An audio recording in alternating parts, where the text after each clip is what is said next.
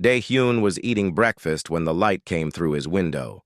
It was not morning light. It was blue and bright and wrong. He dropped his spoon into his bowl of rice. The light grew stronger until he could not see anything else. Then he was not in his apartment anymore. He stood in a large metal room with white walls. Other people stood around him. They all looked confused and scared. Dae-hyun counted about 200 people. Some were crying, some were shouting. Everyone was asking the same question. Where are we? A door opened in the wall. Something walked through. Dae-hyun had never seen anything like it. The creature was tall, maybe 7 feet. Its skin looked like green scales. It had yellow eyes with no whites. When it spoke, words came from a device on its chest, not from its mouth. You are now property of the Galactic Collective, the device said. You have been selected to fight in the war against the Void Swarm. You will be trained. You will be equipped. You will serve. A woman next to Dae-hyun screamed. I didn't volunteer for anything. The creature did not react. Your planet submitted names. Your government agreed to terms. Processing will begin now. Dae-hyun felt his stomach drop. This had to be a mistake. He was an engineer. He designed buildings. He had never held a gun. He had never even been in a fight. The last time he ran was in high school gym class. They were moved to another room. One by one, people were called forward. Dae-hyun watched as each person stood in front of a scanning device. Information appeared on screens above them. He saw soldiers, police officers, martial artists. These people looked strong. They looked ready. Dae-hyun, a voice called. He walked forward on shaking legs. The scanner hummed around him. Information appeared on the screen in symbols he could not read. But he saw his name. He saw his picture. He saw his job title. The creature operating the scanner made a clicking sound. Structural Terminator. Impressive. No, Dae-hyun said quickly. I'm a structural engineer. I design buildings. I don't terminate anything. The creature looked at him with those yellow eyes. Database says Structural Terminator. Database is never wrong. It typed something. You are assigned designation. Reaper. Reaper! Dae-hyun felt sick. Please, there's been a mistake. Check again. I think you wanted someone else. Maybe Dae-hyuk? He's a soldier. He has my same birth year. Please. Processing is complete. Next. 2 other creatures grabbed Dae-hyun's arms. They were strong. He could not pull away. They took him to another room where other processed humans waited. A large man with scars on his arms looked at Dae-hyun. You look scared, the man said. I am scared, Dae-hyun admitted. I'm not supposed to be here. I'm not a fighter. The man laughed, but it was not mean. None of us want to be here, friend. But we're here now. Better learn fast. They were given uniforms, black material that felt strange against Dae-hyun's skin. They were given boots that adjusted to their feet. They were given small devices that attached to their ears. The device translated alien languages into Korean. It was amazing technology.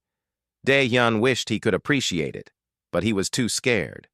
Next came the weapons.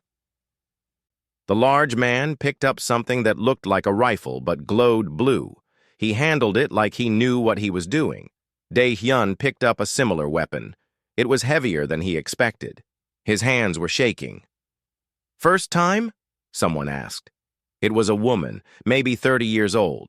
She looked calm. Yes, Dae-hyun said. You? I was military police, she said. This is different, but not completely different. She showed him how to hold the weapon. Keep your finger off the trigger until you're ready to shoot. Basic rule. I'm Dae-hyun, he said. Hi, Ari, she replied. Stay close to me when we deploy. I'll help you. Before he could thank her, they were moved again. This time to a massive hangar. Ships of different sizes and shapes filled the space. Dae-hyun was assigned to a group called Theta 9. His squad leader was the scaled creature from before. I am Commander Velthar, the creature said.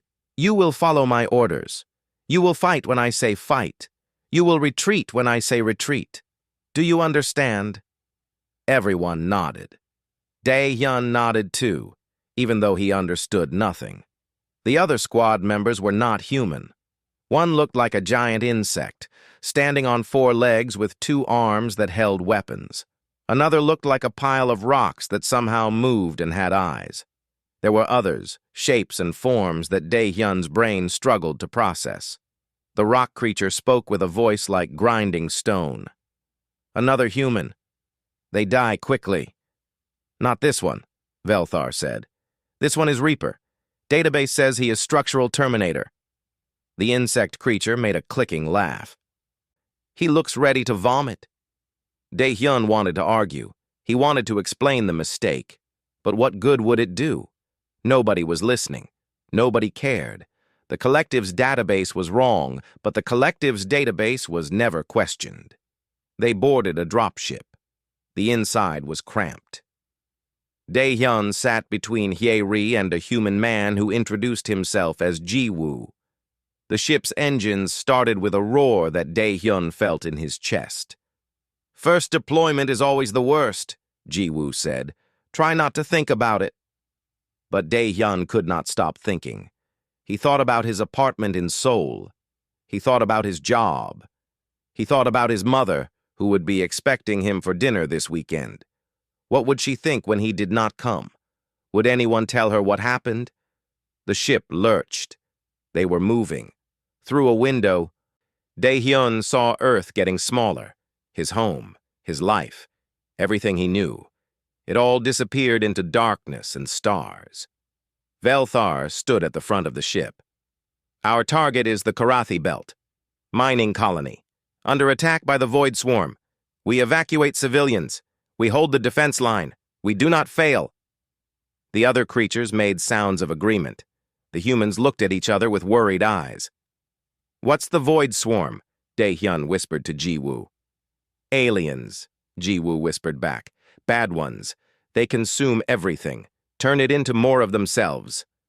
Dae-hyun's hands started shaking again. He gripped his weapon tighter, trying to stop the shaking. It did not work. The ship flew for hours. Dae-hyun could not sleep. He stared at the wall and tried to remember everything he knew about building structures. It was the only thing that calmed him. Load-bearing walls, foundation stress, compression and tension, simple things, understandable things. Finally, the ship began to descend.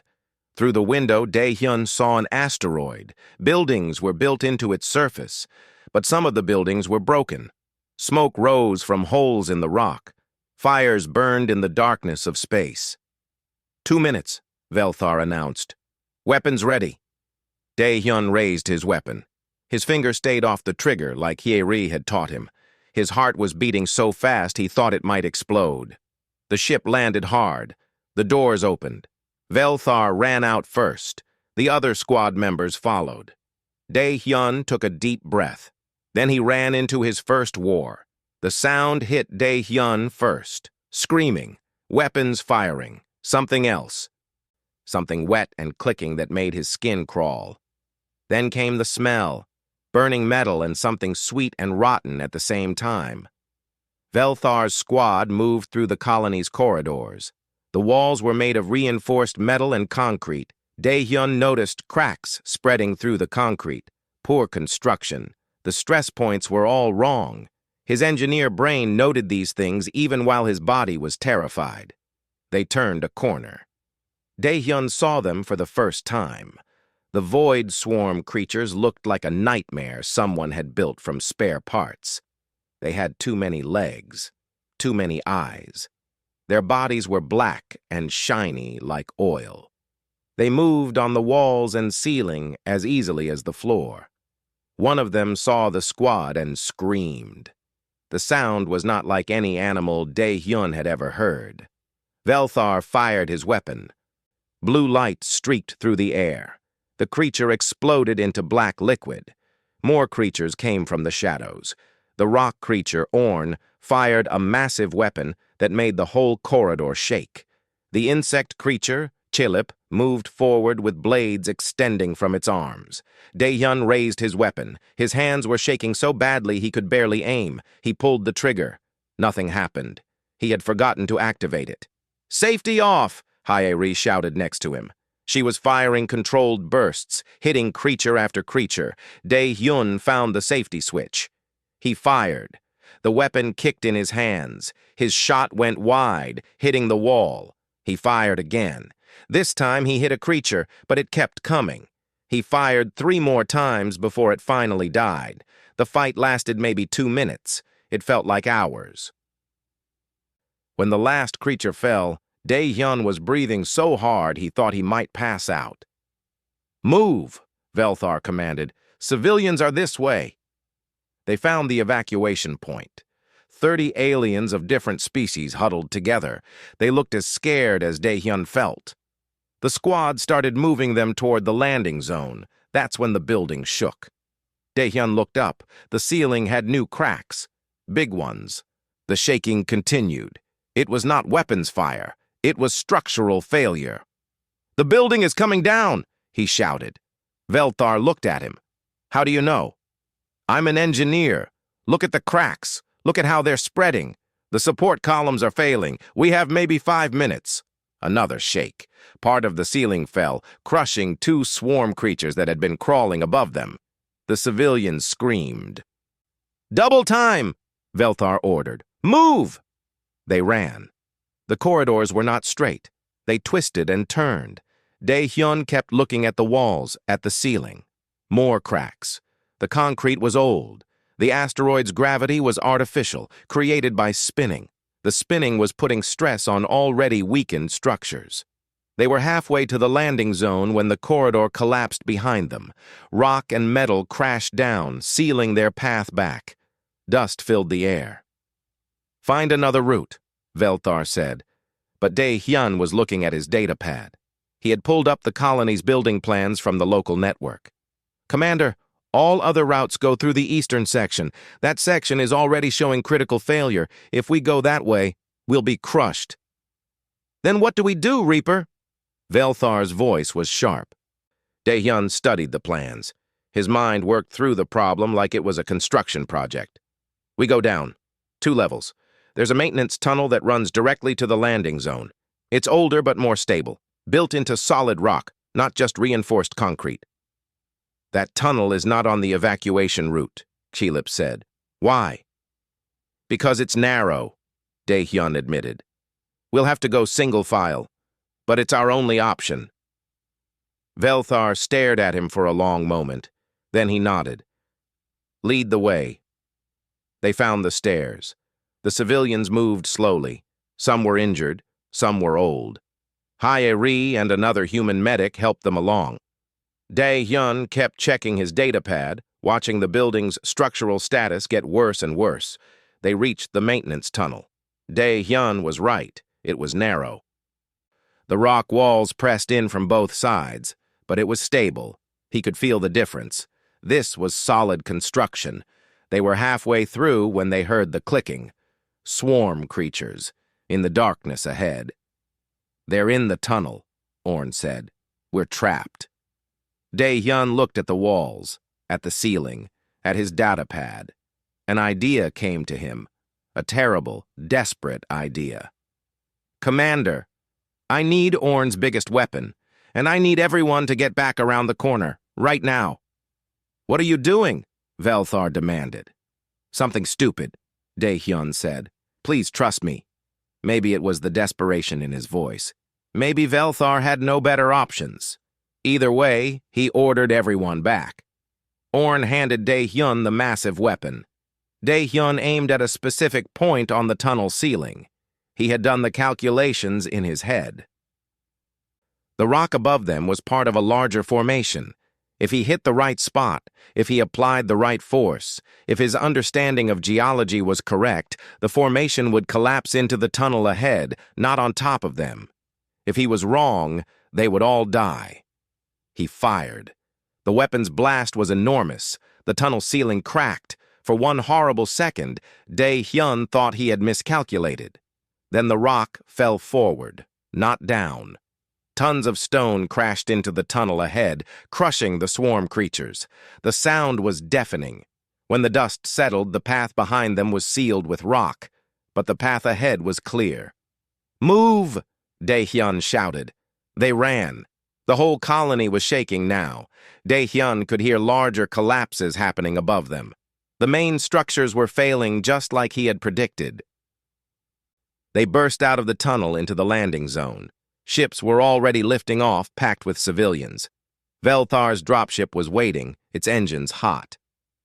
"Get everyone aboard," Velthar commanded. The civilians rushed up the ramp. The squad followed. Dae-hyun was the last one on. As the ship lifted off, he looked back at the colony. Whole sections were collapsing. Buildings fell into each other. It looked like a slow-motion disaster video from engineering school. Inside the ship, the civilians were crying. Some with relief, some with grief for homes lost. Hye-ri was treating injuries. Ji-woo was checking ammunition counts. Velthar approached Dae-hyun. The commander's yellow eyes studied him. "You said you were not a fighter," Velthar said. "I'm not," Dae-hyun replied. "I'm an engineer." "You saved 47 lives today. You killed dozens of swarm creatures with falling rock. You found a path when I saw none." Velthar made a sound that might have been a laugh. "Perhaps the database was not wrong. Perhaps you are a Terminator, just not the kind any of us expected." Dae-hyun sat down hard on a bench. His legs were shaking. His hands were shaking. Everything was shaking. But he was alive. They were all alive. Hye-ri sat down next to him. She had blood on her uniform, but she was smiling. "That was the craziest thing I've ever seen. You dropped a mountain on them." "It was just rock," Dae-hyun said. "And stress calculations, and maybe a lot of luck. Whatever it was, it worked." She looked at him seriously. "Thank you for getting us out." Dae-hyun nodded. He could not speak. He was too overwhelmed. The ship flew back to the main fleet. By the time they docked, word had already spread. Other squads had heard about the human Reaper who killed by making buildings fall on his enemies. They looked at Dae-hyun with new eyes. Not with doubt anymore, with something else. Maybe it was respect. Maybe it was fear. Dae-hyun was not sure which. That night, lying in his assigned bunk, Dae-hyun stared at the ceiling. He had survived his first combat. He had saved people. He had killed enemies. And he had done it all by being exactly what he had always been, an engineer who understood structures. Maybe, he thought, just maybe, he could survive this war after all. 6 months changed Dae-hyun in ways he had never imagined. His hands stopped shaking when weapons fired. His eyes learned to spot structural weaknesses in seconds. His mind became a weapon sharper than any blade. Theta 9 fought across 3 different star systems. Each mission was different. Each mission was the same. The Void Swarm attacked. Dae-hyun found their weakness. The squad exploited it. On Station Yulmar, he noticed the enemy had built their nest in the station's old oxygen recycling center. Dae-hyun shut down the recyclers and opened the external vents. The swarm creatures suffocated in minutes. No shots fired. Clean. Efficient. On the planet Court, the swarm occupied a fortress carved into a cliff. Traditional assault would cost hundreds of lives. Dae-hyun studied the cliff's geology for 3 days. Then he planted charges at precise points in the cliff base. The entire fortress slid into the ocean. The swarm drowned. On the moon Vex 3, the swarm had tunneled through underground passages. Dae-hyun analyzed their tunnel patterns. He realized they were weakening the entire moon's crust. He evacuated everyone to orbit. 2 days later, the moon's crust collapsed on itself. The swarm was buried alive. Other squads started requesting him. They called him Reaper. They said his name with something between respect and fear. Dae-hyun still felt like the same scared engineer from Seoul. But when he looked in the mirror, he saw someone different. Someone harder. He was not alone in changing. Ji-woo had become his closest friend. The former demolitions expert taught Dae-hyun about explosives, how to read blast patterns, how to calculate the right amount of force. Together, they developed new tactics that the collective had never seen before. Hae-Ri remained with Theta 9 as their medic. She and Dae-hyun had grown close during long flights between missions. She understood him in ways others did not. She saw past the reputation to the man who still flinched at loud noises, who still had nightmares, who still missed home. One night between missions, they sat together in the observation deck. Stars moved past the window like slow rain.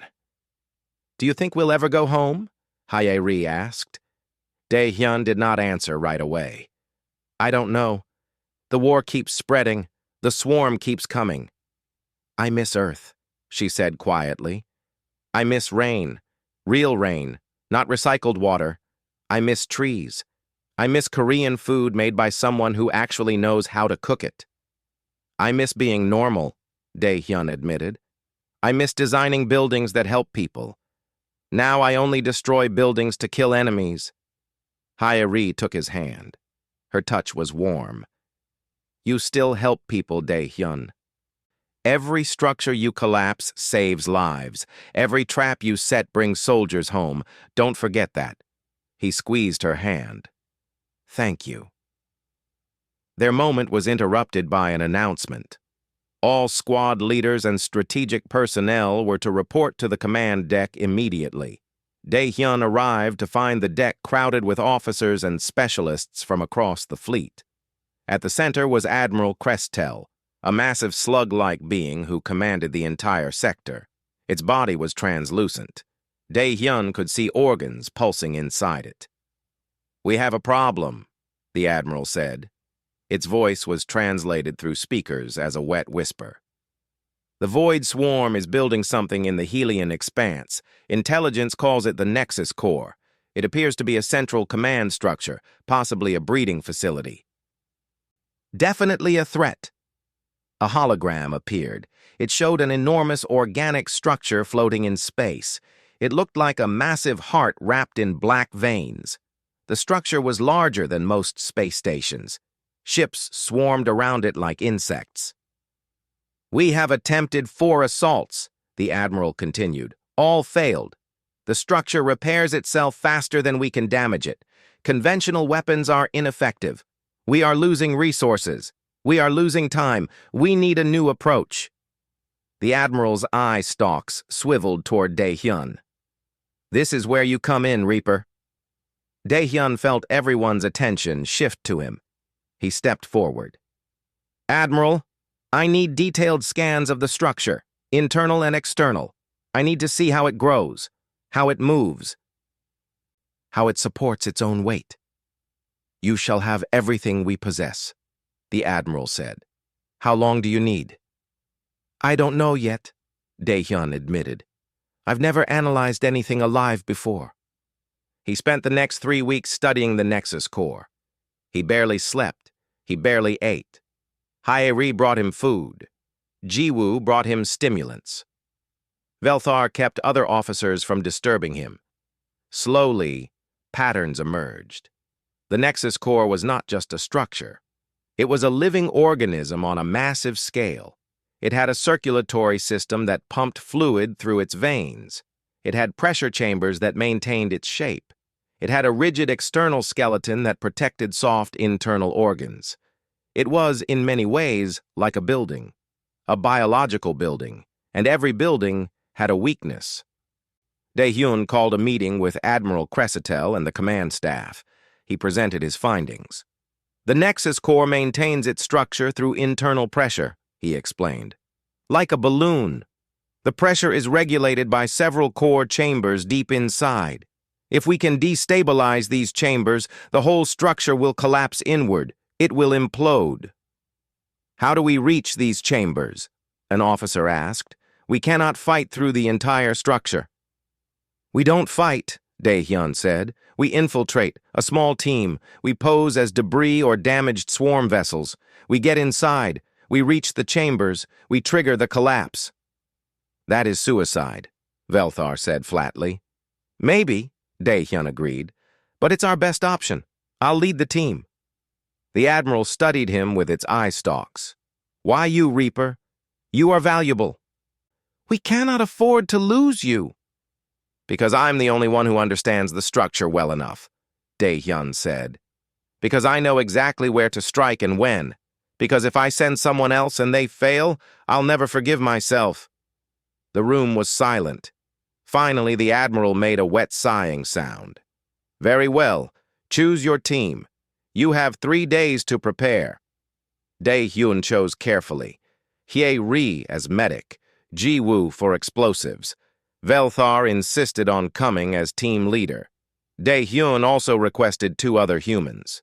Tae-jin, a former firefighter who was good at navigating dangerous environments, and So-min, an aerospace engineer who understood ship systems. They trained together. They planned together. They said goodbye to friends just in case. The night before the mission, Dae-hyun could not sleep. He stood in the observation deck staring at the stars. Hye-ri found him there. "Can't sleep either?" she asked. "Too nervous," he admitted. She stood next to him. "Dae-hyun, I need to tell you something, in case we don't come back." "Don't talk like that." "Listen," she insisted. "These past months with you have been the only good thing about this war. You make me feel safe, even in the most dangerous places. You make me laugh when everything is terrible. You make me believe we might actually survive this." Dae-hyun turned to look at her. She was crying. He pulled her close. "I feel the same way," he whispered. "When we get back from this mission, let's talk about the future. Our future." "Promise?" she asked. "Promise." They held each other as the stars moved past the window, both of them trying not to think about what waited for them in the Helian expanse. The next morning, they boarded a disguised ship.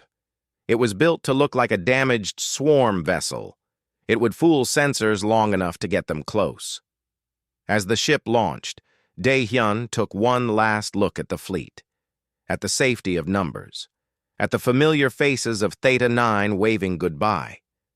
Then they flew toward the Nexus core, toward the heart of the enemy, toward whatever fate waited for them in that massive living nightmare. Dae-hyun checked his equipment one more time. He reviewed his calculations. He said a prayer to gods he was not sure he believed in. The Reaper was going to war. And this time, the stakes were higher than they had ever been. The Nexus core grew larger in the viewport. Up close, it was even more horrifying than the scans had shown. Black veins pulsed with sick light. The outer surface looked like diseased skin. Smaller swarm creatures crawled across it like parasites on a massive host. "Approaching insertion point," the pilot announced. 30 seconds. Dae-hyun checked his team one more time. Everyone was ready. Everyone was terrified. Those two things were not opposites anymore. The ship drifted toward a wound in the Nexus's surface. It looked like battle damage from a previous assault. Perfect for a disabled swarm ship to enter. The sensors showed no alert. The disguise was working. They passed through the outer skin. The ship interior became dark. Emergency lights cast red shadows. Outside the viewport, they saw the inside of the Nexus. It was like flying through the body of a giant. Walls of flesh pulsed. Tubes carried dark fluid. Everything was wet and alive.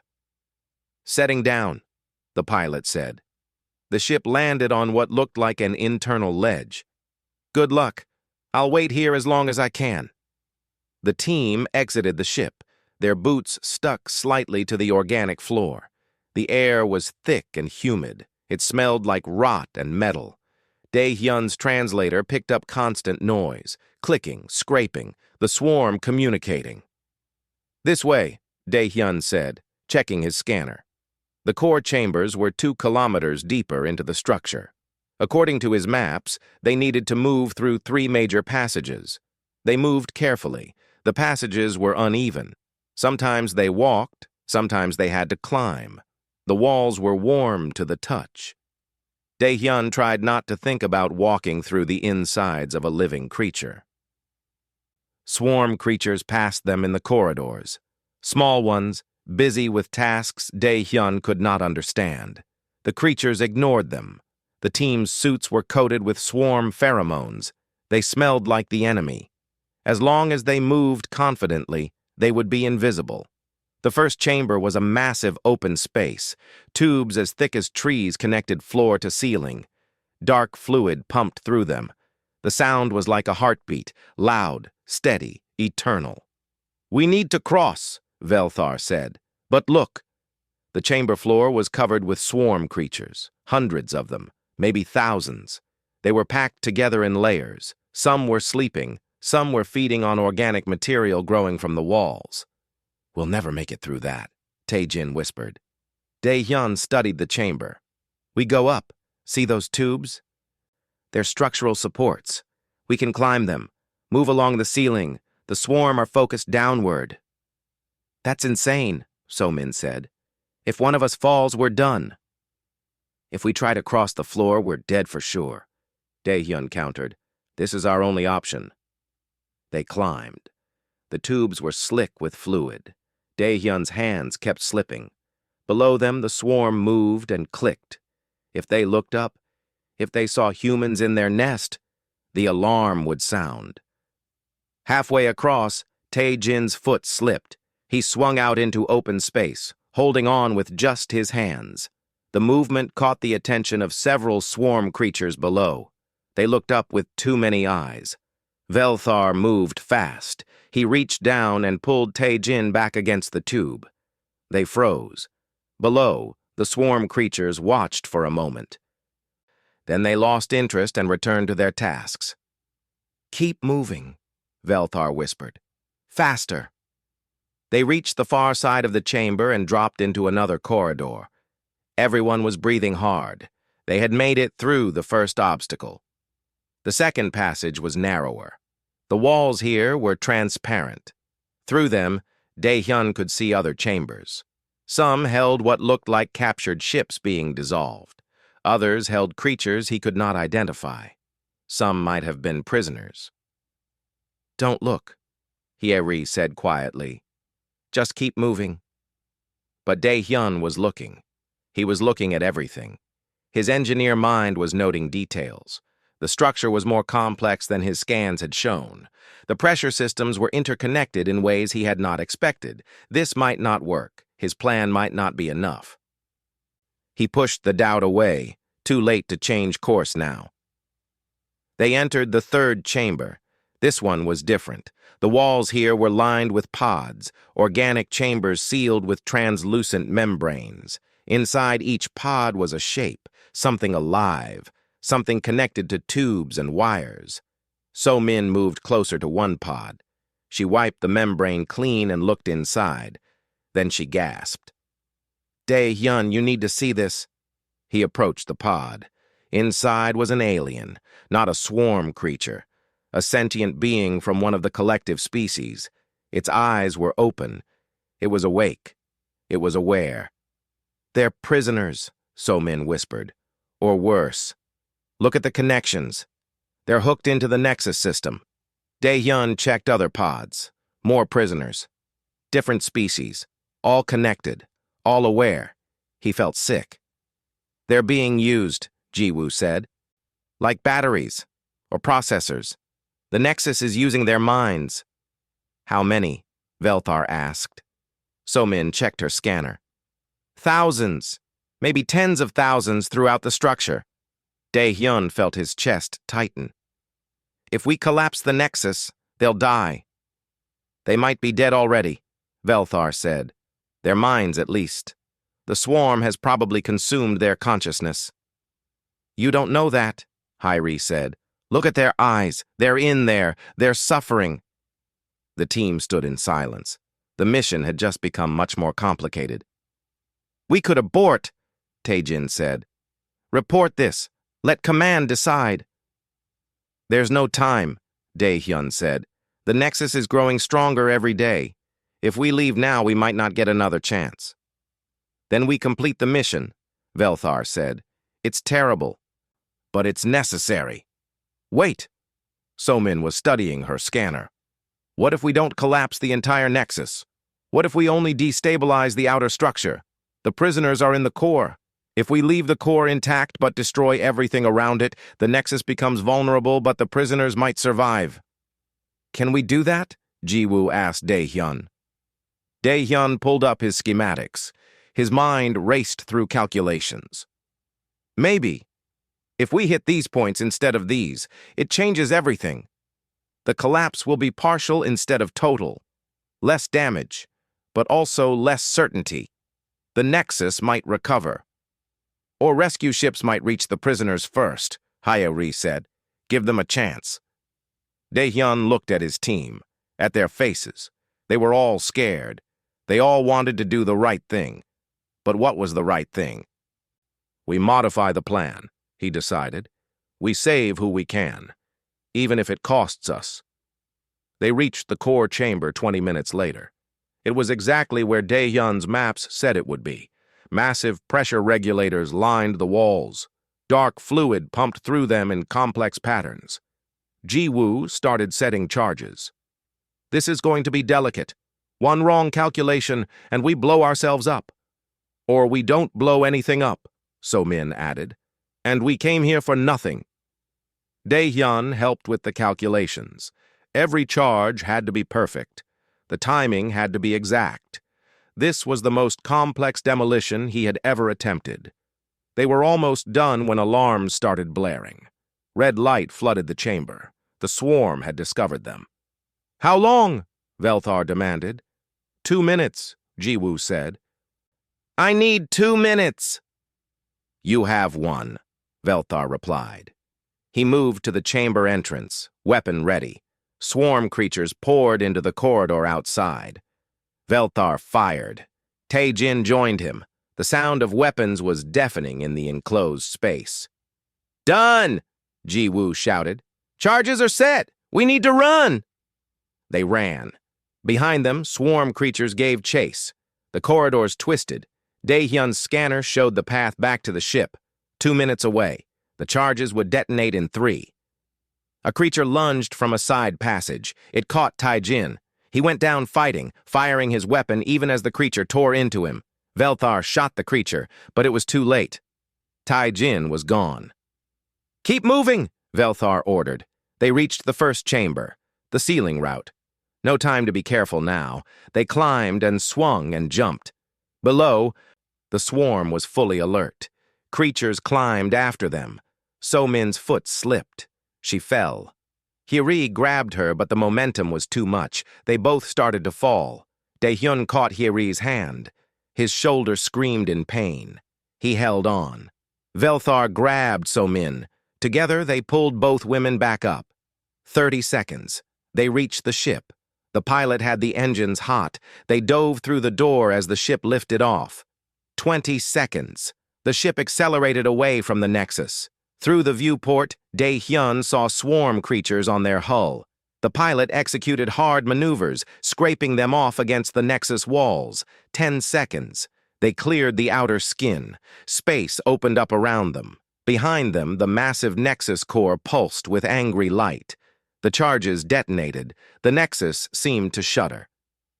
Its outer layers began to collapse inward, but the core held, just as Dae-hyun had planned. The structure was dying, but slowly, controlled. Rescue ships moving in, the pilot reported. They see the exposed core chambers. They're attempting extractions. Dae-hyun watched through the viewport. Fleet ships swarmed the dying nexus, pulling out pods, saving prisoners. It was chaos. It was beautiful. Hyori leaned against him. Both of them were crying. From relief. From grief for Tae-jin, from the weight of everything they had done. We did it, she whispered.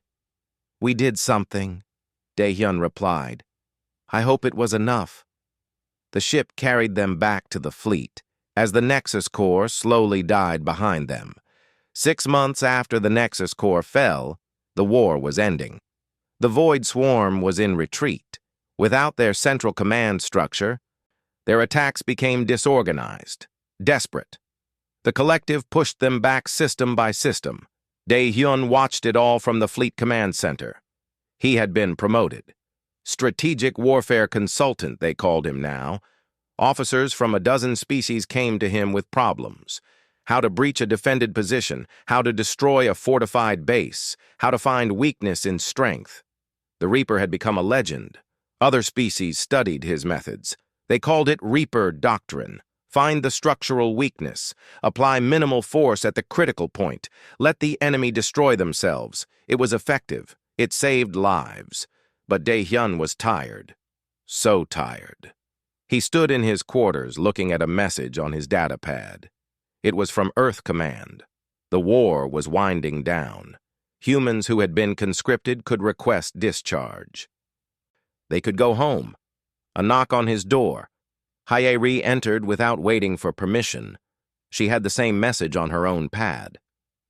"Are you going to request it?" she asked. "I don't know," Dae-hyun admitted. "Part of me wants to stay, finish what we started, but another part just wants to see Earth again, to eat real food, to sleep in a bed that doesn't vibrate from engine hum." "I'm going home," Hae-ri said, "with or without you, but I hope it's with you." Dae-hyun smiled. "With me. Definitely with me." He submitted the discharge request that night. Ji-woo decided to stay. He had found purpose in the war. He was training the next generation of tactical engineers, teaching them to think like Dae-hyun thought, to see structures the way he saw them. "Someone has to carry on the work," Ji-woo said when they said goodbye. "Might as well be me." They hugged. Two men who had survived impossible odds together, who had become brothers in fire and fear. Velthar came to see Dae-hyun off personally. The scaled commander stood stiffly, which was his way of showing emotion. "I misjudged you," Velthar said. "When you first arrived, I thought you would die quickly. I thought humans were weak, fragile. I was wrong." "I was weak," Dae-hyun replied. "I was fragile. I still am in many ways. But weakness doesn't mean useless. Sometimes the fragile things are the most valuable." "You taught me that," Velthar said. "You taught all of us that. Warriors are not always the strongest. Sometimes they are the smartest, the most creative, the most unwilling to give up." He extended a clawed hand. "It was an honor, Reaper." They shook hands, human and alien. Two beings from different worlds who had learned to trust each other. The transport to Earth took 3 weeks. Dae-hyun and Hae-ri spent most of it in the observation deck, watching stars drift past. They talked about the future, about what they would do when they got home. Small things, normal things, things that used to bore Dae-hyun but now seemed precious beyond measure. Earth appeared in the viewport, blue and white and green, more beautiful than Dae-hyun remembered. He cried when he saw it. He was not ashamed. The transport landed in Korea. When Dae-hyun stepped off the ship, the air smelled different, cleaner, fuller. He knelt down and touched the ground. Real Earth, real home. His family was waiting at the arrival center. His mother, his father, his younger sister. They had been told he was dead. The government had sent them a notice 2 years ago, missing and presumed killed in action. His mother's face when she saw him was something Dae-hyun would never forget.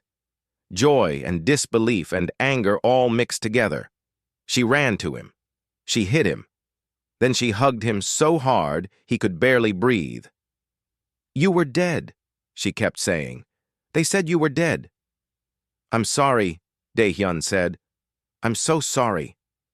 His father just held him, strong and silent and trembling. His sister cried into his shoulder. They went home to Seoul, to the same apartment Dae-hyun had been taken from. It looked exactly the same, smaller somehow, like he had grown too large for it. That night, he lay in his old bed. It was too soft, too quiet. He could not sleep. He was used to the hum of engines, the background noise of a ship, the awareness that danger was always close. He got up and found his mother in the kitchen. She was making tea. "Can't sleep?" she asked. It's too quiet, he admitted. She poured him a cup. They sat together in comfortable silence. Finally, she spoke. You're different. Not just older. Something deeper changed. I saw things, Dae-hyun said. I did things. Things I never thought I could do. Things I never wanted to do. Do you regret it? He thought about Tae-jin, about the prisoners in the Nexus, about all the swarm creatures he had killed through collapsing structures, about the weight of all those deaths. I regret that it was necessary, he said, but if given the choice again, I would do it. Because people are alive who would be dead, because the swarm was stopped, because it mattered. His mother patted his hand. That's all we can do. Make choices that matter. Live with the consequences. Over the next weeks, Dae-hyun adjusted to civilian life. It was harder than he expected. Loud noises made him jump. Crowds made him nervous. He had nightmares about organic corridors and clicking creatures. Hae-ri had similar struggles. They helped each other. Some days were better than others. One day, Dae-hyun received a message. It was from his old engineering firm. They wanted to hire him back. He went to the interview. His old boss, a man named Sung-ho, looked at his records. You were gone for 3 years. Your skills might be outdated. I understand, Dae-hyun said. But I've read the reports. What you did out there, the structures you analyzed, the problems you solved. Sung-ho leaned forward. We're redesigning our safety protocols. We want buildings that can withstand anything. Earthquakes, attacks, structural failures. We need someone who understands how things break. Someone who has seen the worst-case scenarios. I've seen them, Dae-hyun said quietly. I've caused some of them. Then you're perfect for the job. When can you start? Dae-hyun started the next week. It felt good to design buildings again, but now he designed them differently. Every structure had multiple redundancies, multiple escape routes, multiple fail-safes. He built buildings that protected people, no matter what happened. His assistant, a young woman named Min-ji, asked him once why he was so obsessive about safety features. Because I've seen what happens when structures fail, he told her. I've seen buildings become weapons. I've seen them become traps. I want to make sure that never happens with anything I design. One day, 6 months after returning to Earth, Dae-hyun received a package. It was from the Galactic Collective. Inside was a medal, the Order of Strategic Excellence, and a letter. The letter was from Admiral Cressitel. It thanked him for his service. It informed him that his methods had been formally adopted as collective military doctrine. It told him that over 3,000 prisoners had been rescued from the Nexus core before it finally collapsed. It said his name would be remembered. At the bottom, in translated text, was a handwritten note from Velthar. You proved that humans are more than we thought. Thank you, friend. Dae-hyun put the medal in a drawer. He did not need it. He knew what he had done. He knew what it had cost. That evening, Hae-ri came over. They had moved in together the month before. She was working at a hospital, helping other returned soldiers with their trauma. She understood what they went through. She had been there. Big news, she said. I found out about the soldier, the one who was supposed to be taken instead of you. Dae-hyuk? Dae-hyun asked. What about him? He's alive. He lives in Busan. I have his contact information. Dae-hyun stared at the address on her phone. The man whose name was so close to his. The man who should have gone to war. The man who would have been Reaper instead. Do you want to meet him? Hae-ri asked. I don't know. What would I even say? The truth. That you took his place by accident. That you survived. That you're trying to figure out how to live with what happened. It took Dae-hyun 2 weeks to work up the courage. But finally, he took the train to Busan. He found the address. A small house near the coast. Dae-hyuk answered the door. He was taller than Dae-hyun, more muscular. He looked like a soldier, like someone who could have handled the war better. I'm Dae-hyun, he said. I was taken instead of you. Dae-hyuk's face went pale. I know who you are. I've read the reports. You're the Reaper. That was a mistake, a translation error. I was never supposed to be that person. But you were, Dae-hyuk said. You became it. You did things I could never have done. Come in, please. They talked for hours. Dae-hyuk explained that he had always felt guilty. He knew about the conscription. He had volunteered, thinking it was his duty. When he never got called, he assumed the program had been canceled. Then I saw the news reports, Dae-hyuk said, about the human Reaper who fought in the war. I looked up the details. I realized the mistake. I realized it should have been me. You would have been better at it, Dae-hyun said. You were trained. I was just an engineer. No, Dae-hyuk said firmly. I would have been a soldier. I would have fought and probably died. You did something no soldier could have done. You thought differently. You saw solutions we would have missed. He smiled sadly. The war needed you, not me. Even if it was by accident.